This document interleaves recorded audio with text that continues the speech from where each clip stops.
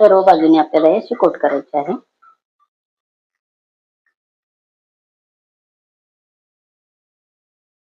थोडंसं तेल आपण या साईडने असं करून घ्यायचं आहे. इथे दुसरीकडे दुसऱ्या पॅन मध्ये पण मी हे आपले तुकडे टाकून घेतलेले आहे पटापट होण्यासाठी. या पॅन वरची आपली आता एक बाजू व्यवस्थित झालेली आहे. आपण आता ही मच्छी एका बाजूने आपली मच्छी व्यवस्थित झालेली आहे. हे बघा अलगद आपले पीस हे उलटे होत आहेत.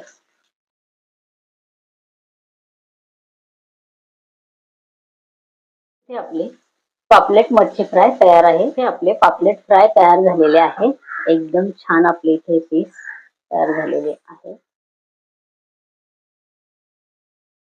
इथे आपण फिक्के पीस जे बाजूला ठेवले होते ते आपण फ्राय करून घेतलेले आहेत.